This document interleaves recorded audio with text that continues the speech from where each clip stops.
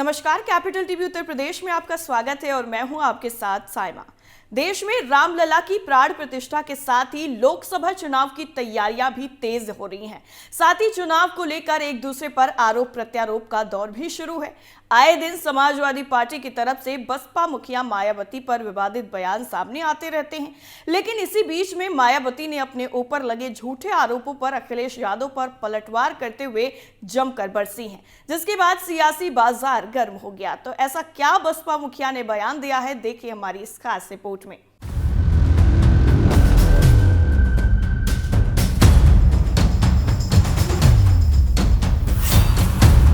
दरअसल समाजवादी पार्टी के अध्यक्ष अखिलेश यादव के द्वारा मायावती के विश्वसनीयता को लेकर सवाल उठाया गया था, जिस पर पलटवार करते हुए मायावती ने उनको दो टूक जवाब दिया है। बता दें, बसपा मुखिया ने अखिलेश यादव को बसपा पर टिप्पणी करने से पहले खुद की गिरेबान में झांकने की नसीहत दी है। मायावती ने सोशल मीडिया प्लेटफॉर्म एक्स पर पोस्ट शेयर कर लिखा, अपनी सरकार की खासकर दलित विरोधी रही आदतों, नीतियों एवं कार्यशैली आदि से मजबूर सपा प्रमुख द्वारा बीएसपी पर अनगरल तंज कसने से पहले उन्हें अपने गिरेबान में भी झांक कर जरूर देख लेना चाहिए।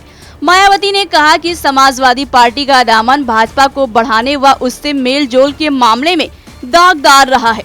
बसपा मुखिया ने एक्स पर अपने दूसरे पोस्ट में लिखा, तत्कालीन सपा प्रमुख यानी मुलायम सिंह यादव द्वारा भाजपा को संसदीय चुनाव जीतने से पहले व उपरांत आशीर्वाद दिए जाने को कौन भुला सकता है, और फिर भाजपा सरकार बनने पर उनके नेतृत्व से सपा नेतृत्व का मिलना जुलना जनता कैसे भुला सकती है। ऐसे में सपा सांप्रदायिक ताकतों से लड़े तो यह उचित होगा। बता दें, मायावती का इशारा स्वर्गीय मुलायम सिंह यादव के द्वारा संसद में पीएम मोदी के दूसरे कार्यकाल के लिए आशीर्वाद देने की ओर था। इसी के साथ आपको बता दें, अखिलेश यादव 6 जनवरी को बलिया दौरे पर गए थे, जहां पर पत्रकारों ने जब उनसे इंडिया गठबंधन में मायावती और बसपा को शामिल करने के बारे में सवाल किया, तो उन्होंने तंज भरे लहजे में मीडिया से ही पूछा और कहा, उसके बाद का यानी 2024 लोकसभा चुनाव के बाद का भरोसा आप दिलाओगे? बात भरोसे की है, अगर वो आती हैं तो आप में से कौन भरोसा दिलाएगा?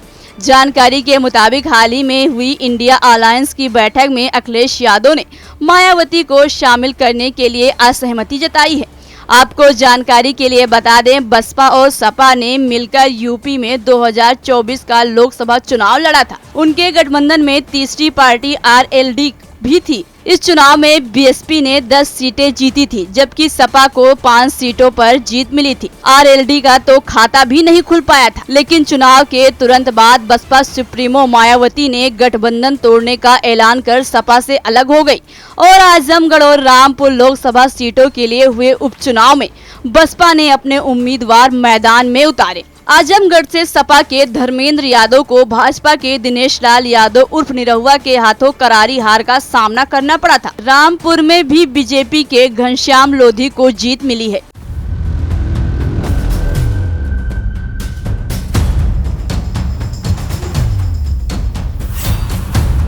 सपा प्रमुख अखिलेश यादव और उनके नेताओं की तरफ से आए दिन अन्य पार्टियों को लेकर झूठे बयान और विवादित टिप्पणी करते रहते हैं। यहां तक इनकी ही पार्टी के नेता की तरफ से पवित्र ग्रंथ रामचरितमानस पर धार्मिक भावनाओं को आहत करने वाले बयान आते रहते हैं। जबकि अगर इनकी पार्टी की बात करें तो सपा के नेताओं में अपराधियों की भी कमी नहीं है, लेकिन अखिलेश यादव को अपने घर में न झांक कर दूसरों के घरों में झांकने में बड़ा मजा आता है। फिलहाल अभी के लिए इतना ही। बाकी तमाम खबरों के लिए देखते रहिए कैपिटल टीवी। नमस्कार।